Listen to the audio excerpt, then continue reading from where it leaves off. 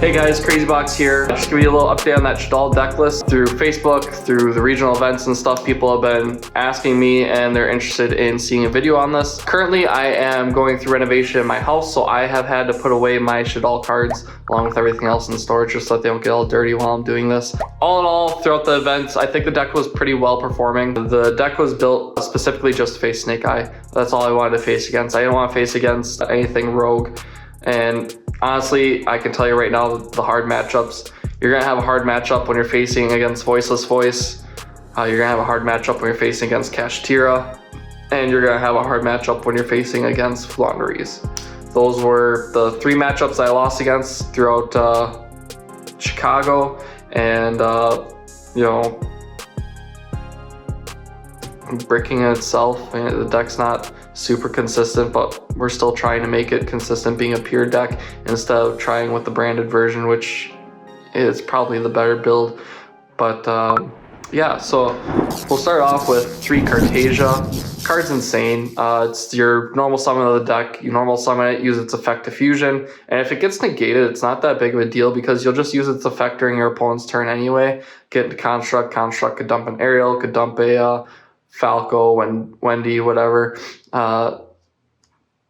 know, it's a great card, and the fact that it just recycles itself to your hand every time fusion is sent to your graveyard during end phase, it's really nice. And it's not just your end phase; it's both players' end phase, which is something you need to note because it does come up for synchro plays where you need that Cartasia back in your hand just to get a good board going on for turn 3+. Then the next normal summon that we had was 2 Mathematician. We discussed cutting the card, but ultimately I couldn't find anything worthwhile of cutting the card. You know, that card being able to send a Wendy, getting a special summon, you know, being able to special summon a Falco or something like that, being able to set up your fusion plays with SHADDOLL Fusion or SHADDOLL Fusion going first. It was really nice. Also being able to link that into a Artemis, or just keep it on the field and possibly crashing it to get a draw 1 if your hand is not that good. It came up quite a bit. Then for the SHADDOLL cards, we got the 3 Wendy. The card's insane. You know, being able to fusion summon with it from your hand is really good. And with that being said, you know, I'd like to keep it at 3 for a pure build. If you're playing non-pure build, probably 2 would be a better option. And then we have 2 Aerial. Again, card is just insane. Being able to hit 3 cards from your opponent's graveyard, being able to special summon one from your banish, it really let the deck grind hard. And that's the playstyle that I was trying to go with this deck, is it wasn't trying to OTK, it wasn't trying to completely disrupt the board or anything like that. It was just trying to slowly whittle your opponent down so that you're going to be the one winning because you're out-resourcing them at the end of the game. And then the 1-ofs, we have the 1 Beast, 1 Dragon, 1 Squamata, or no, not 1 Squamata. We had 1 Hedgehog and 1 Falco. We also had 3 Squamata. I forgot about that card. Yeah, Squamata is pretty good, ain't it? Being able to send anything that you want, loading up the graveyard, sending a Schism for a link play maybe. But yeah, for the 1-ofs, it was pretty self-explanatory. Falco was the one that my teammates wanted me to cut, but I thought that Falco gave you the grind game that I was trying to go for. Being able to have the Falco set, Falco getting attacked into, flipping the Falco, getting your Aerial getting a special summon of App Cologne or something like that. And then you can send App Cologne, they have to out it now, and App Cologne get the negate. And then when App Cologne gets negated, you can add the Falco back to your hand, so you can go through it all over again. It was pretty good for what it needed to do.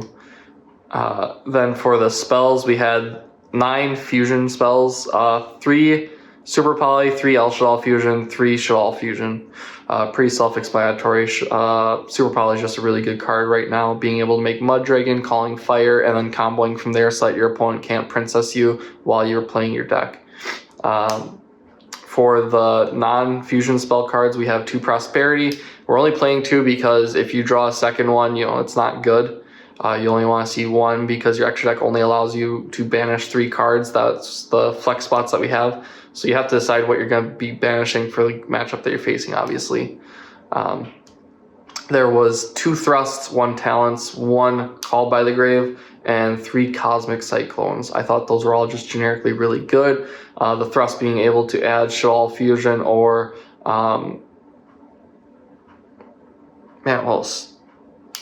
Prosperity. That was pretty good. Prosperity is only when you're bricked, obviously. Shaddoll Fusion is just insane. And then we had the 3 Droplets. The Droplets were in there to help mitigate the matchups against Voiceless Voice, because we found that if I don't open Super Poly, the match is pretty unwinnable. It is pretty bad to face up into that.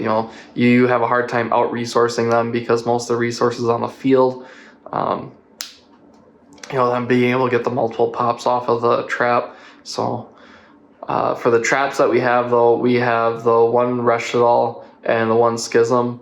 Reshadol is insane. I don't know if you know about this, but like App Clone, being able to add it, you set it, you just keep playing for days off that, and App Clone just becomes a nasty, nasty monster over time, permanently negating everything on the field. Like Fire King Island, permanently negating that, so you don't have to worry about it until you want to remove it from the field when it's beneficial for you, not when you're trying to force interactions or anything like that. For the extra deck, we had the 1 Artemis. That's so that you can link, Mathematician or any of your Shaddolls that are spellcasters into it to turn into a light, making Shaddoll Fusion. Very well playable cards by then, so you can go right into Construct. The other option is if you had to Super Poly into it, normal summon Mathematician, send Wendy, you set the Falco, and then Super Poly, and then reset the Falco again. You play the 1 Gravity Controller. The Gravity Controller is there specifically just so you can link off turn 1 and get Schism back into hand. Your 2 fusions that you're going to go into is either Construct or App Clone, so both of those will pretty much guarantee that you're going to make it. Then we had the 2 SP. SP, playing the first copy is fine. Playing the second copy, that really pushes you over, and it makes the grind game a lot better for you also. I don't think there's much more I need to say about SP. We all understand that's a really good card. Then we also have the 1 Dark. Dark's being used to take your opponent's SP from the graveyard, also being able to link climb up into Selene. And Selene itself is a really insane card. I don't know if you understand how well the card synergizes with the deck, but it can special summon App Clone during your opponent's main phase. I hope you understand that is a quick effect to special summon during the main phase, which is insane. You can also use it for special summoning a window if you're trying to mitigate the board for your opponent, but man, that being a quick effect, I loved it. It was a great card. It came up not a whole bunch because most of the time I was controlling out with the fusions, but when it came up, it was a really good card. And also a card that didn't come up, it was mostly a trying to push out the game card. It was Chenging. And there's only 2 ways that you can really make it. It's with Falco and Construct, or with App Clone and Cartasia. You're typically making it turn 3+. But once that hits the board, Schism's going to trigger it. Your Reshadol's going to trigger it. Your Ariel's going to trigger it. There's just so much that's going to trigger it, and it's got protection through destruction. The card's just really good. My teammate didn't play it. He didn't find it worthwhile, but like for the off-meta decks you have to deal with, it really helps with that. Then for the fusions, we had 1 Muddragon and 1 Dragstapelia. I think it's pretty self-explanatory. Dragstapelia is very important for the deck because Cartasia only has 2 targets then in the deck, and that's for making Construct or Dragstapelia. If you're already into your fusion routes, it's nice to get an interrupt off of that then. Then we have the Shaddoll fusions. We have 2 Winda, 2 App Clone, and the 2 Construct. Sorry guys, I've been up here for a while now, tearing out the floor. We got those 6 fusions for the Shaddolls. I've thought about playing the Shuffler along with Shekanaga because being able to send a Shuffler plus a Hedgehog, and then have a monster negate with Shekanaga plus the Shuffler, that's quite a bit of interrupt right there. Then we also have, for the side deck, 3 Droll. That was for mostly rogue matchups. It's okay against Snake Eye. I don't really care for it much. Never really felt that impactful. I'd rather them just make an entire board and me try to break it all apart, to be honest. Then we have two Nibiru. Man, I am sorry. Yeah. We had two Nibiru. We cut it down because we were trying to fit some other things in here, like the Solemn Judgments and stuff, and try to make Thrust being able to grab better targets. We had the 3 Inscription. I honestly didn't care much for it. It came up once. I used it against my opponent, and they were playing Snake Eye. And honestly, like, the deck's already built to counter Snake Eye, so it doesn't make much sense to throw in another card that's going to help the matchup even more like that. I'd rather have something that's going to help up matchups that I'm not prepared for, like Flaunderies. That matchup is horrendous. Voiceless Voice, Kashtira, those are not the best meta, or not matchups that you're looking forward to. Then we have the 1 Duster, 1 Herald of the Abyss, 1 Soul Release, 1 Evenly. Those were the thrust targets. I felt like the Soul Release was definitely worthwhile. It came up probably 3 or 4 matches. And then the Evenly, I think I got to use like 2 or 3 times. It wasn't all that much, but still worthwhile while you're playing thrust. And then 3 Solemn Judgments, just because I can't stop board breakers. I can't give them a token like while I was on Plunder or anything like that. So there's the deck profile. I'll let you know how my events were. For Chicago, I went 7-3 or 6-4, depending on how you really want to look at it. I gave the last round to the kid so that he can get his invite.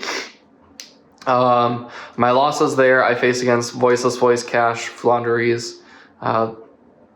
Flaunderies, I just got 2-0'd real quick. I didn't have anything to help with the matchup. In Fargo, I put in Skill Drain to help with the matchup, but didn't face it.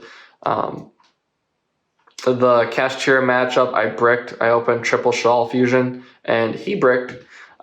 He didn't summon a single monster for 3 turns. Yeah, neither did I, because I didn't have anything. Then, let's see, what was the other one? Voiceless Voice. Yeah, he went full combo both times, and I couldn't push enough onto the board, basically setting a monster passing type of thing. It wasn't that good. Snake Eyes, Fire King, I think I faced about 6 or 7 of them between the 2 regionals. I didn't lose a single match. I had a draw once in Fargo, and that was it. And then for the Fargo event, I did very bad. I went 2-2-2 in it.